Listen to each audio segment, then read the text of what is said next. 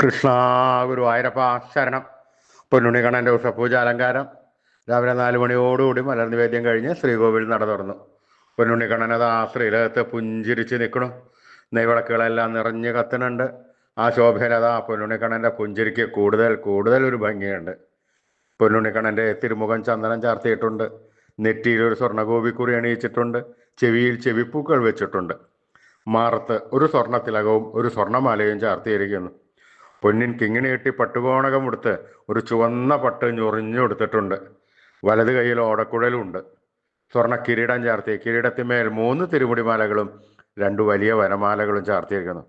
അങ്ങനെ സുന്ദരനായി പുഞ്ചിരിച്ച് നിൽക്കുന്ന സച്ചിദാനന്ദ കട്ടയെയാണ് നട തുറന്ന സമയത്ത് ഭക്തന്മാരെല്ലാവരും കാണുന്നത്. ആ സുന്ദര രൂപം നമുക്കും നമ്മുടെ മനസ്സിലേക്കൊന്ന് ആവാഹിച്ചാലോ? എല്ലാവരും നല്ലപോലെ പ്രാർത്ഥിച്ചോളൂ.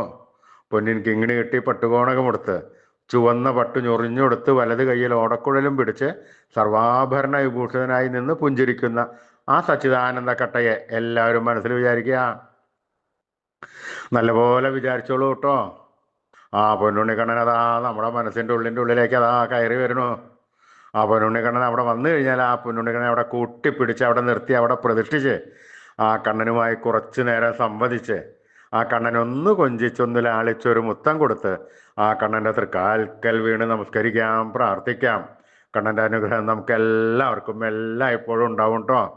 എല്ലാവരും നല്ലപോലെ പ്രാർത്ഥിച്ചോളൂ, കണ്ണനെ വിളിച്ചോളൂ. നാരായണ നാരായണ നാരായണ നാരായണ. സ്നേഹത്തോടുകൂടി വിശ്വാസത്തോടുകൂടി ഭക്തിയോടുകൂടി കണ്ണൻ്റെ തിരുനാമങ്ങൾ ഉറക്കെ ഉറക്കെ ഉറക്കെ ജപിക്കുക.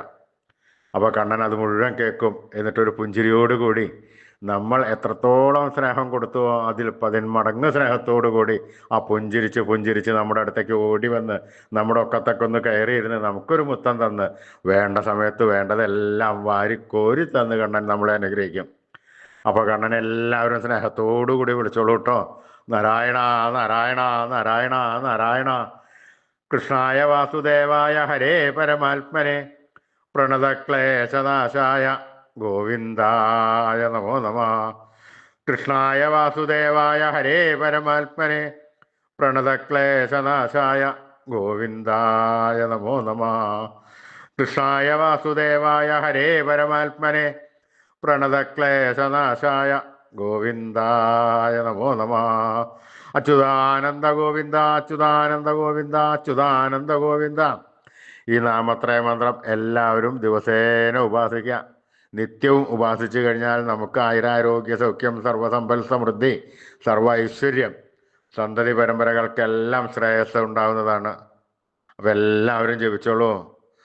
ഋഷീശ്വരന്മാർ തലമുറകൾ കൈമാറി തന്ന ഈ അമൂല്യനിധി നമ്മൾ വിട്ടുകളയാൻ പാടില്ല. നമ്മൾ ഉപാസിക്കണം. അതുമാത്രം പോരാ, നമ്മുടെ വരും തലമുറകൾക്ക് ഇത് പറഞ്ഞുകൊടുത്ത് അവരെ കൊണ്ട് നിത്യവും ഉപാസിപ്പിക്കുകയും വേണം. ഈ കലികാലത്ത് പ്രത്യേകിച്ച് ജപിക്കാൻ പറ്റിയ ഉത്തമമായ മന്ത്രം കൂടിയാണിത്. അതുകൊണ്ട് എല്ലാവരും ഒരു ഉപേക്ഷയും തോന്നാതെ വിചാരിക്കാതെ ഇന്ന് തന്നെ തുടങ്ങിക്കോളൂ. ഇന്ന് തന്നെ നമ്മുടെ തലമുറകൾക്ക് പറഞ്ഞു കൊടുക്കുക. ലോകാസമസ്ത സുഖിനോ ഭവന്തു. അപ്പം എല്ലാവരും നാമത്രയ മന്ത്രം ചെല്ലാട്ടോ. നാരായണ അച്യുതാനന്ദ ഗോവിന്ദ അച്യുതാനന്ദ ഗോവിന്ദ അച്യുതാനന്ദ ഗോവിന്ദ അച്യുതാനന്ദ ഗോവിന്ദ.